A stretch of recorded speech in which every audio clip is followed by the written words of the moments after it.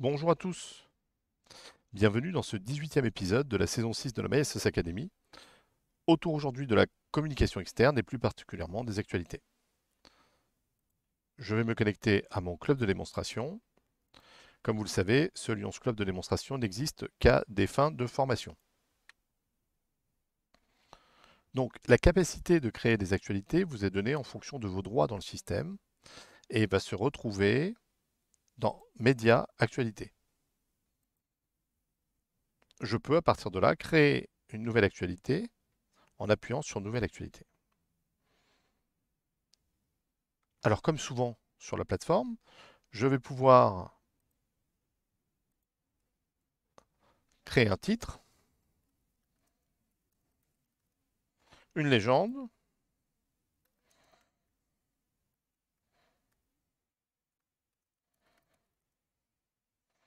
une date pour l'événement que je veux par exemple, autour duquel je veux communiquer, avec une heure. Et comme d'habitude, je vais avoir mon éditeur de texte. Alors je vais copier quelques paragraphes de texte.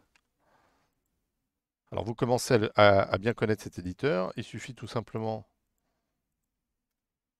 de rentrer des retours chariots pour mettre des espaces. Alors là, tout est en rouge parce que c'est du faux texte en latin et qu'évidemment, mon correcteur ne reconnaît pas les mots. Je vais sélectionner la première phrase et lui choisir le format d'en-tête, de titre.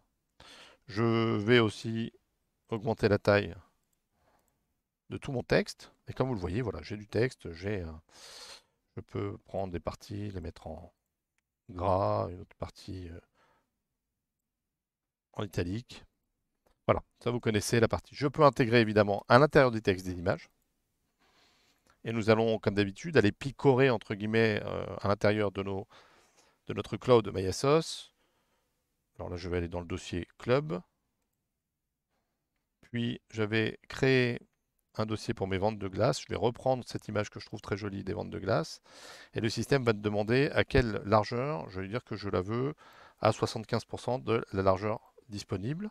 Je la sélectionne, je centre. Donc voilà, je commence à construire comme ça mon texte. Je peux, comme d'habitude, évidemment, intégrer à l'intérieur de ce texte des images, des documents. Si je vais chercher dans ma galerie médias des documents plutôt que des photos, le système créera un petit lien comme ça avec sur du texte. Il suffira de cliquer sur le lien pour avoir avec un pictogramme qui représente le type de document. Bon, là vous voyez, je fais ce que vous connaissez certainement. Je peux à tout moment voir un aperçu. Vous voyez que j'ai un aperçu comme ça qui est pas mal. Bon, je vais pouvoir choisir aussi une image d'illustration. Alors je vais retourner dans mon dossier vente de classe pour choisir cette jolie image d'illustration. Et là, lorsque j'ouvre, j'aurai cette image de l'illustration, le texte, etc. Je vais augmenter encore la taille de mon titre. Et je vais pouvoir voir que l'aperçu commence à prendre forme. Je peux aussi changer la mise en page en décidant par exemple d'avoir mon texte sur 3 colonnes ou 2 colonnes, ça dépendra de mon choix. Là, je choisis 2 colonnes, pardon. Et donc, vous voyez mon titre, mon image et les colonnes de texte. Je peux le faire aussi si je le désire sur 3 colonnes. Et ça fera la même chose. Donc, c'est un peu plus joli que la mise en page habituelle. Je vais laisser 2 colonnes, je trouve ça pas mal. Alors, une fois que mon actualité est prête, j'ai plusieurs choix. Vous voyez que j'ai un encart qui s'appelle Publication. Et cet encart Publication va me permettre de choisir de laisser l'actualité en attente. Donc, elle ne sera pas publiée. En publication club, elle va n'apparaître que pour le club. Et public, elle va apparaître sur le site public. Donc, je vais choisir public. On me demande si je veux la partager avec le district. Je veux dire oui. Alors ça, c'est pour les Lions Club. Toutes les actualités que vous partagez avec le district vont apparaître dans une liste pour les modérateurs au district qui vont pouvoir décider de quelles sont les actualités de club qu'ils relayent ou pas directement. Je peux aussi, si je le désire, lier mon actualité à une manifestation donnée, et là, en l'occurrence, ma vente de glace de cette saison, et je peux rajouter des mots-clés. Donc, je peux enregistrer cette actualité et je vais la retrouver, vous voyez, dans mes dernières actualités nouvelle actualité, ça arrive, datée à aujourd'hui.